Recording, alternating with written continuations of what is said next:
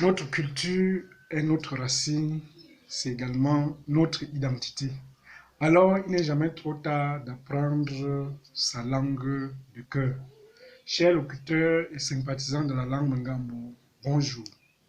Bienvenue à ce programme d'initiation à l'apprentissage de la langue Mangambo.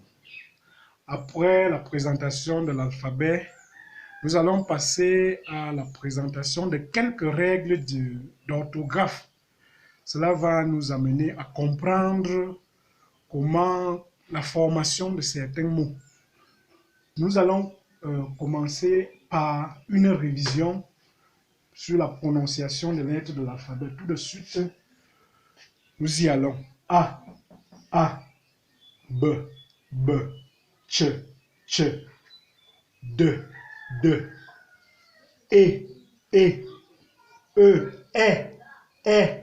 E, E, F, G, H, I, J, K, L,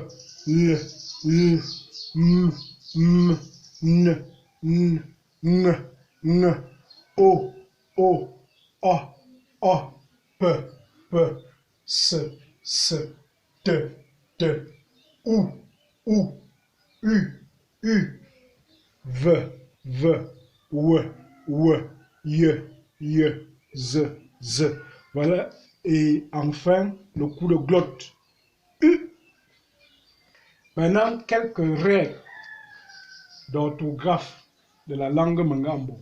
Je rappelle que ceci ressort d'un certain nombre de travaux effectués sur le terrain, notamment les travaux académiques effectués par Tsafa Forkou, René Dédje et également Justin Mbong Fofou. Nous avons également travaillé sur le terrain sous l'appui de la CAPTAL, l'Association camerounaise pour la traduction de la Bible et l'alphabétisation. Voilà donc, j'ai recensé quelques règles parmi tant d'autres. La première dit ceci: la langue Mangambo n'admet pas de structure voyelle-voyelle, c'est-à-dire que les voyelles ne se suivent pas dans la langue Mangambo.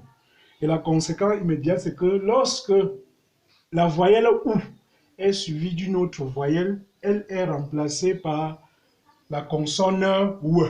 Les experts appellent cela la labialisation. Vous avez deux exemples. Vous avez poids. Vous voyez les deux voyelles là qui se suivent. Ça se réalise, ça s'écrit plutôt poids, A, avec le ton, qui signifie main. Mou se réalise mou, avec we. Ça signifie enfant. Troisième règle, lorsque la voyelle I est suivie d'une autre voyelle, elle est remplacée par ye. Les experts appellent cela la palatalisation. Vous avez deux exemples. Pia, vous voyez, les deux voyelles là qui sont côte à côte. Pia s'écrira Pia, avocat. Sie s'écrira Sie, moi, balai. Toujours écrit me devant be. Vous avez un exemple mbot qui signifie trou. Ça veut dire qu'en Mangambo, tous les mots qui commencent par be doivent être précédés de me. En ce qui concerne, on va mettre toujours ne devant de. Vous avez exemple ndi qui signifie aiguille. Chaque fois, il y aura toujours ne devant de. Tout comme il y aura toujours nge devant ge. Vous avez un exemple là, nga, qui signifie voleur. Cinquième règle, lorsqu'on entend le son oui, dans un mot, il faut le remplacer par yewe. Exemple, kuya s'écrira kuya, qui signifie célibataire. Nji s'écrira nji, qui signifie habit. La sixième règle stipule que la voyelle A en position finale des mots, c'est-à-dire à la fin des mots, se prononce A. Vous avez comme exemple K se prononce normalement K en Ngambo, qui signifie pacte. Pa se prononce Pa, qui signifie couscous. Septième principe orthographique, il existe des voyelles longues en Ngambo. Celles-ci ont obligatoirement le même ton. Exemple, pour, oui, pour, vous voyez ça, les deux, la voyelle longue a le même ton. Pour ne signifie pigeon. Vous avez l'ambi, même ton. Moustique. Mort. Tate. Essaye. Et vous allez constater ici que ça c'est la forme, ça c'est le mode impératif. Et là, vous voyez, ça commence par la majuscule. Ça commence par la majuscule, alors que partout ailleurs, là, ça commençait toujours par la minuscule. Un autre exemple, tord. Brûle. Huitième principe orthographique, seules les voyelles A et O apparaissent en position initiale des mots.